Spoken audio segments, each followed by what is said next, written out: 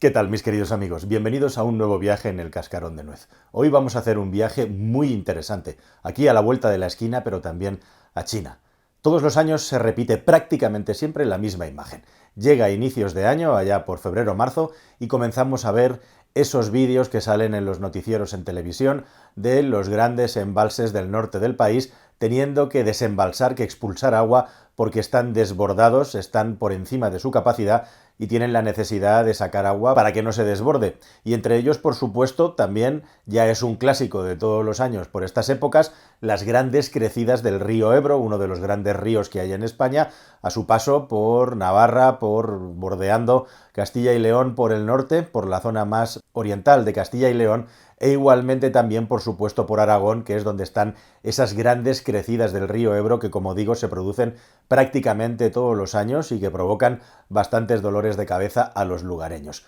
Río Ebro que, como bien sabéis, desemboca ya en Cataluña, en Tarragona, región en la que en el norte de ese lugar hay una tremenda sequía, y aquí está la gran paradoja y la gran contradicción. A unos cientos de kilómetros, en este caso a escasos kilómetros, 65 kilómetros de una tubería, está la diferencia en que la avidísima de agua región de Barcelona y área metropolitana de Barcelona, una de las áreas metropolitanas más grandes de Europa, y el lugar donde esté el agua se puedan juntar, se puedan unir. Pero sin embargo, nadie hace nada desde la última gran sequía que hubo en el lugar a principios de siglo. Han pasado muchos años, más de 15 años, y en todo ese tiempo nadie ha hecho absolutamente nada. Y resulta increíble y paradójico ver estos días la contradicción tremenda entre los embalses que nutren a Barcelona de agua completamente secos y las enormes crecidas y avenidas de agua del río Ebro a 80 kilómetros aproximadamente por carretera de la capital catalana. ¿Y todo esto por qué?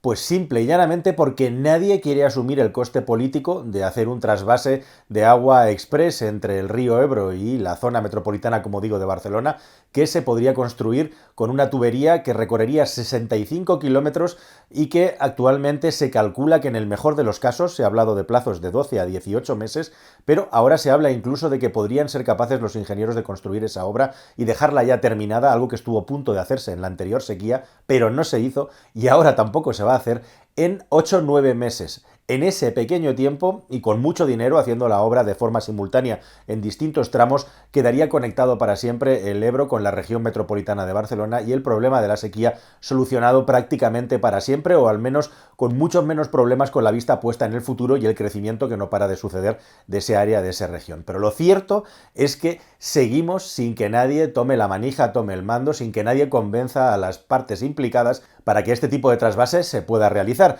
Y hemos llegado a la situación tan surrealista en la que ya están preparados los barcos para empezar a zarpar desde la provincia de Valencia con agua de desaladoras para traerla a Cataluña, porque en Cataluña tampoco hay capacidad suficiente. Si lo piensas bien, si lo piensas de una manera racional, independientemente de cuál sea tu ideología e independientemente de dónde vivas, es un total, absoluto y gigantesco disparate, porque al margen de caudales ecológicos o no, es perfectamente factible y compatible hacer un canal que lleve agua de esa zona a esa región tan poblada e igualmente también mantener los caudales necesarios para que el río Ebro pueda seguir fluyendo hasta el mar sin los peligros de una invasión del agua salada. Simple y llanamente se trata de regular bien cuánta agua y cuándo en función de cuál es la situación de ese río, que por cierto ya tiene un mini trasvase en esa zona para todas las zonas inundables de la agricultura, del arroz y las distintas variedades de cultivos que hay en esa zona muy dependientes del agua. Me refiero, por supuesto, a las tierras del Ebro. Esto, como digo, es imposible, y lo más llamativo y lo más alucinante es que esa región de Cataluña lleva nada menos que 38 meses con unas precipitaciones de lluvia inferiores a las normales. Llevamos ya más de 3 años de acumulación de sequía. Y lo más llamativo de todo es que a la Generalitat de Cataluña no se le ocurre otra cosa que sacar una campaña publicitaria con el eslogan "L'aigua no cau del cel", el agua no cae del cielo, que verdaderamente hay que darle un premio al genio que ha creado eso,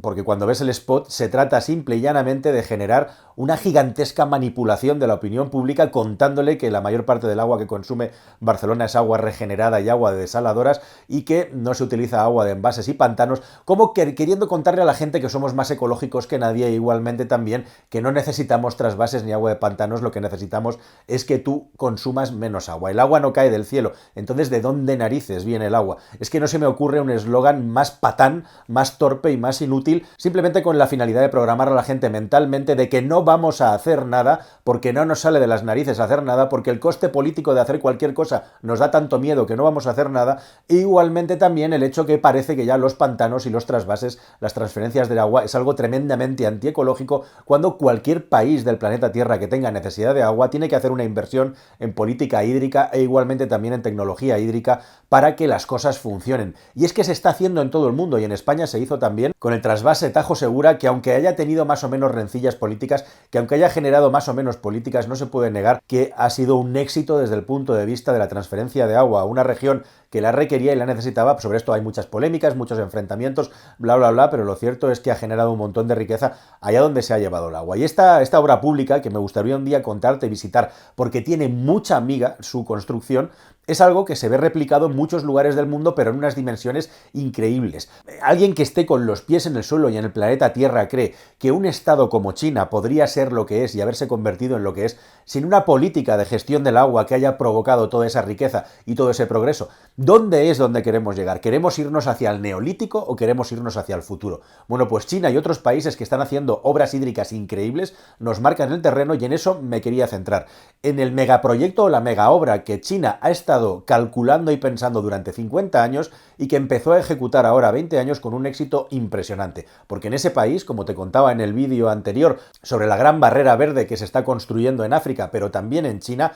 hay un proyecto gigantesco igualmente para transferir agua. Allí te vuela la cabeza porque las cosas van al revés. El agua está en el sur y todos los problemas de necesidad de agua están en el norte, y el gran proyecto de transferencia de agua del sur al norte de China es algo verdaderamente para ser estudiado, no sin sus riesgos medioambientales, lógicamente, y sus problemas también, pero China ha conseguido algo que parece increíble, que es mantener su increíble crecimiento industrial y de población en regiones que lo necesitaban, y además, de paso, frenar enormemente la desertización que se estaba comiendo una parte muy importante del país. Vamos a ver cómo.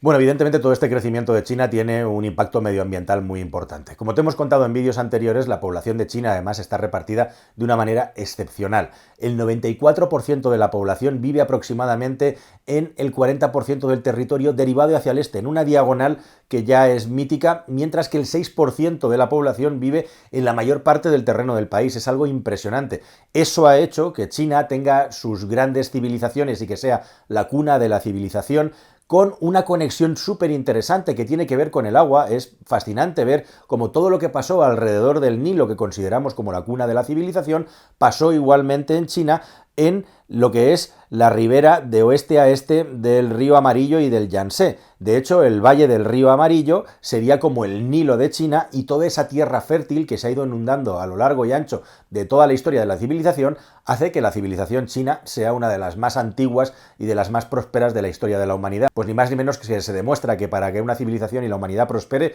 lo que se necesita es agua, y agua con recurrencia, algo que pasó en el curso del río Nilo y que pasó igualmente en el curso del valle del río Amarillo. Bueno, pues justamente ahí, en esa zona, es lógicamente la zona más rica del país, y expresamente la zona que está más al sur de China, e igualmente también al este son las zonas más húmedas con diferencia, y que tiene una gran acumulación de agua que contrasta con las zonas conquistadas del oeste, mucho más agrestes. Por el norte tenemos el desierto del Gobi, nada menos, con la frontera con Mongolia. Por el oeste tenemos el gigantesco desierto del Tacamaclán, del que tanto hablamos en este canal, y con el suroeste, con las fronteras con la India, yendo hacia el norte, nos encontramos con todas las cordilleras del Himalaya y del Tíbet, que hacen tremendamente difícil y agreste la vida en ese lugar. Así que China es un país de contrastes increíbles, y el crecimiento extremo de la población hizo que esa barrera se difuminara un poco y que hubiera regiones y zonas que quedaran con un gran déficit hídrico, y al mismo tiempo también con un gran problema, y es la expansión imparable del desierto del Gobi,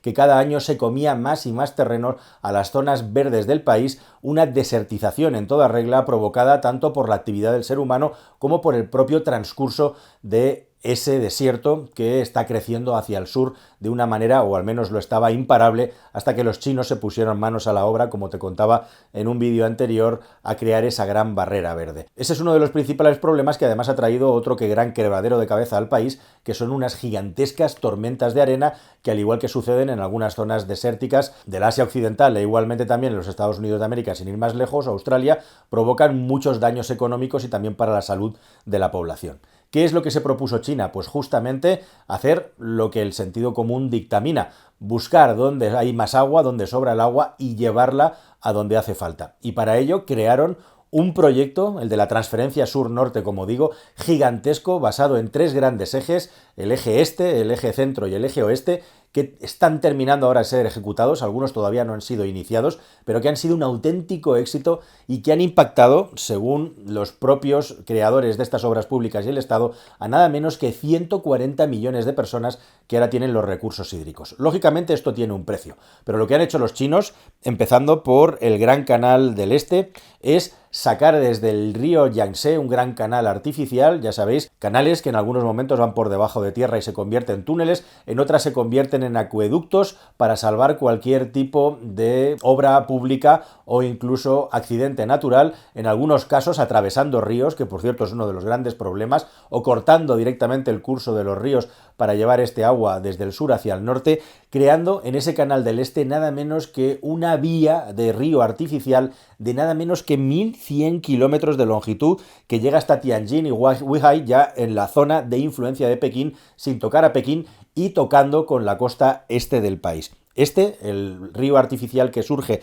del Yangtze, es impresionante por sus dimensiones, por su tamaño, por su caudal y porque han tardado nada menos que 15 años en construirlo. Eso cuando ya había al menos una base de infraestructura por la que tirar. Algo que no pasaba con el canal central, que comienza en Dijiangkou, una región a través de la cual se crea una autopista del agua impresionante con un acueducto, el de Sage, que es uno de los más grandes del mundo, con 12 kilómetros de longitud, como digo, una auténtica autopista del agua que provocó que nada menos que 300.000 personas se tuvieran que marchar de su casa y buscarse otro sitio para abandonar zonas que iban a ser inundadas. Evidentemente, en algunos de los transcursos de estos ríos artificiales que van hacia el norte, de una manera muy poco intuitiva, hay que crear presas y represas en algunas ocasiones para salvar desniveles de una manera lo más efectiva posible. Y por último está el canal del oeste, que es un canal que todavía no se ha empezado a construir, que es el más ambicioso y el más complicado de todos. Este canal del centro estará terminado completamente en el año 2030, aunque sus primeras fases